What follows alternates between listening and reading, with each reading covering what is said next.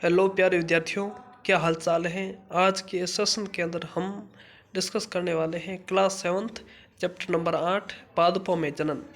जो ये हमारा लेसन है पादपों में जनन, इस लेसन के पीछे जो अभ्यासमाला दे के रखी है उस अभ्यासमाला को आज इस वीडियो के अंदर हम डिस्कस करेंगे।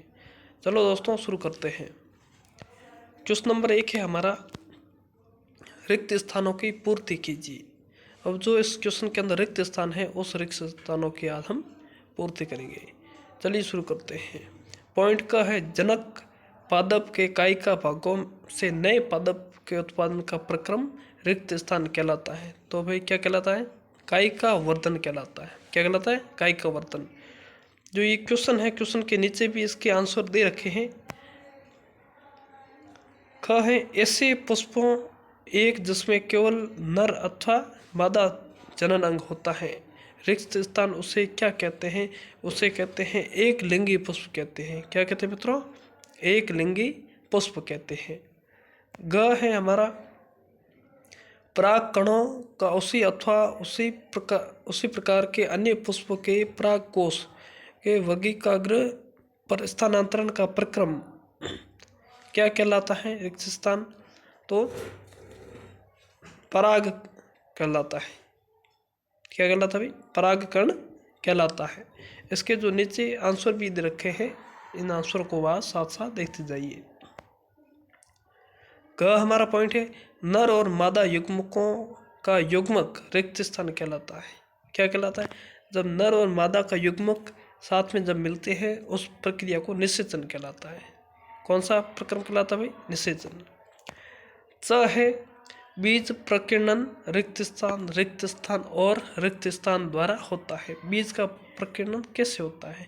तो आप नीचे देख सकते हो आंसर के अंदर, बीज प्रकीर्णन पवन, कीट और जल के द्वारा होता है। किसके द्वारा होता है भाई? पवन और कीट तथा जल के द्वारा इसका जो प्रकीर्णन होता है। नेक्स्ट है भाई क्वेश्चन नंबर 2, अलैंगिक जनन की विधियों का वर्णन कीजिए, प्रत्येक का उदाहरण दीजिए। अब अलैंगिक जनन की जो विधि होती है अक्सर वो होती क्या है? चलो देखते हैं। इसके अंदर क के अंदर आपको देख के रखी है कायिका वर्धन। कायिका वर्धन यह अलैंगिक जनन की वह विधि है जिसमें नए पौधों को जड़, तना, पत्तियों द्वारा उगाया जाता है। क्योंकि इस प्रकार का जनन पौधे के कायिका भागों द्वारा होता है, इसलिए इसे कायिका वर्धन कहते हैं। उदाहरण के लिए आलू, गुलाब इसी विधि द्वारा अलैंगिक जनन करते हैं।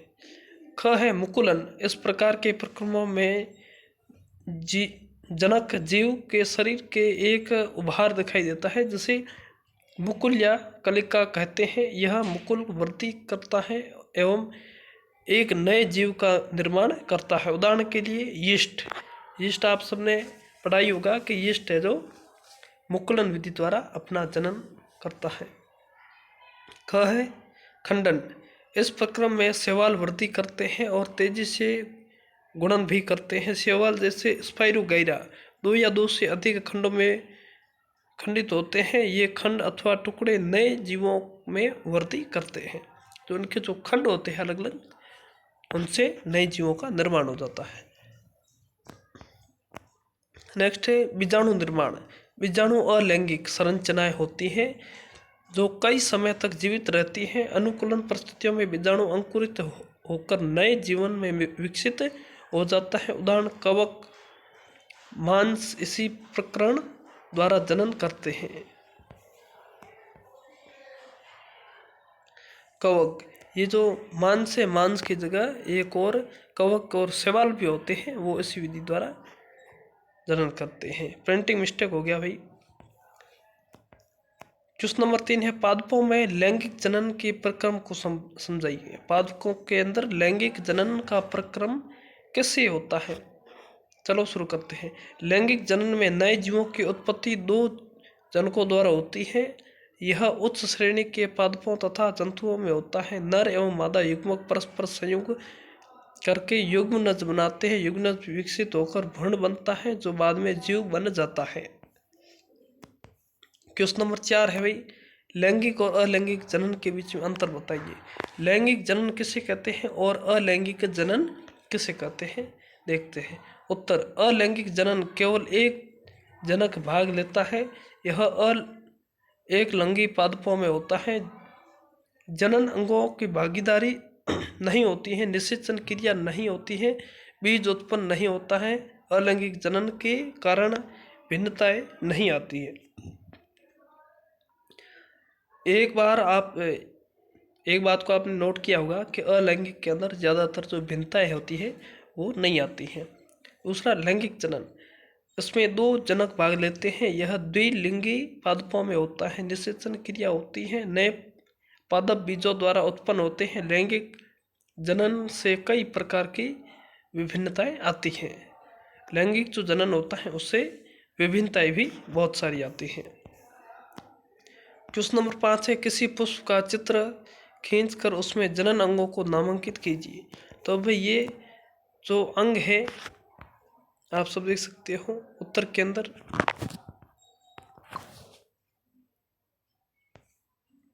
जो इसका चित्र है पुंकेसर का चित्र है, जिसका ऊपरी भाग है परागकोश और बीच वाला भाग है पुतंतु। आपको बिल्कुल क्लियर शायद दिख नहीं रहा होगा, थोड़ी अपने फ़ोन की क्वालिटी बढ़ाएं और उसको आप आराम से देख सकते हो। और दूसरा है चित्र है स्त्री केसर का। ये स्त्री केसर का चित्र आपके बुक में भी दिया गया है, तो आप इसे देख लेना। क्वेश्चन नंबर 6, स्वपरागकण और पर परागकण के बीच में अंतर बताइए। स्वपरागकण किसे कहते हैं और पर परागकण किसे कहते हैं।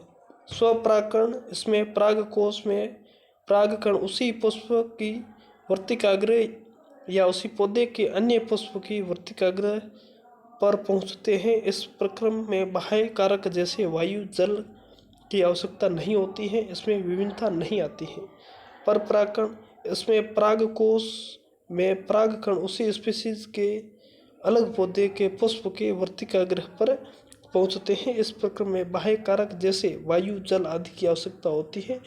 इस प्रक्रम में विभिन्नताएं आती हैं।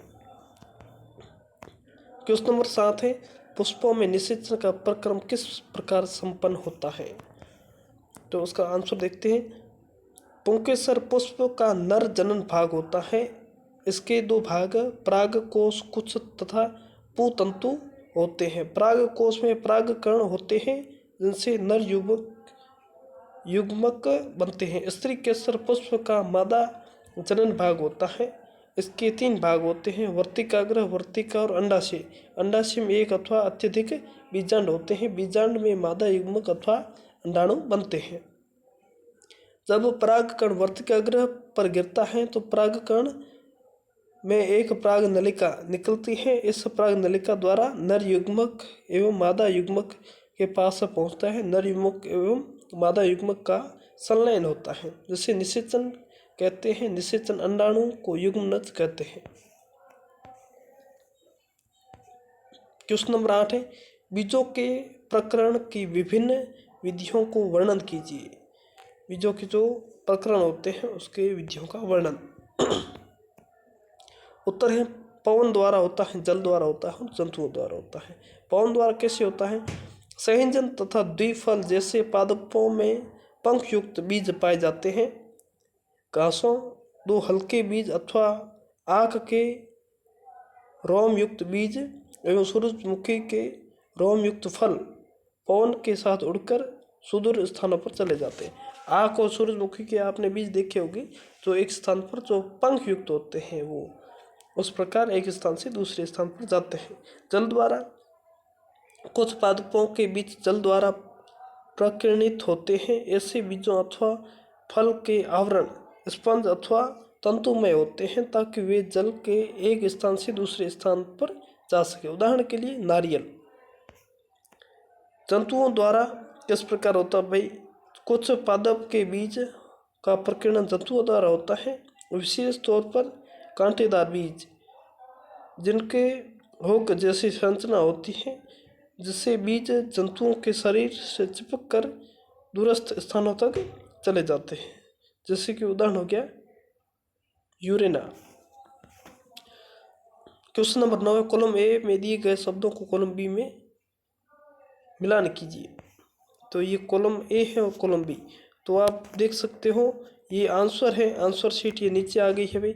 ये जिसके कॉलम ए से कॉलम बी ये क्या है, मिलान की हुई काली, जिसके यीस्ट है, आँख, आलू, खंडन, स्पाइरोगैरा, पंख, मैप्युलर, बीजाणु, डबल रोटी की फफूंद।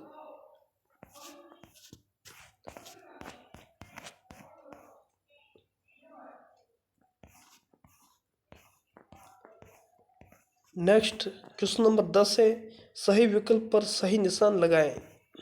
पादप का जनन भाग होता है, उसका नाम क्या होता है भाई, उसका नाम जनन भाग होता है, उसे हम बोलते हैं पुष्प। क्या बोलते हैं भाई, पुष्प बोलते हैं। ख है, नर और मादा युग्मक के युग्मन का प्रक्रम क्या कहलाता है भाई, युग्मन का प्रक्रम निषेचन कहलाता है। क्या कहलाता है, निषेचन। ग है, परिपक्व होने पर अंडाशय विकसित हो जाता है। जब परिपक्व होते हैं उसके बाद में अंडाशय विकसित हो, किस में विकसित हो जाता है भाई, फल में अंडाशय होता है जो विकसित हो जाता है। बीजाणु उत्पन्न करने वाला एक पदक जीव है।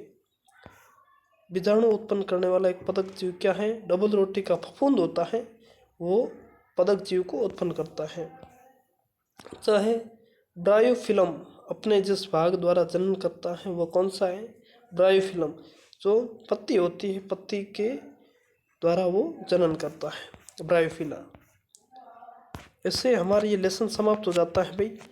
अगर ये आपको लेसन अच्छा लगा है तो आप अपने सहपाठियों के साथ शेयर ज़रूर करें, और यदि आपको ये पसंद आया तो ये आपके लिए पहला प्लेटफॉर्म है, तो आपको इसे लाइक और सब्सक्राइब भी ज़रूर करें। धन्यवाद।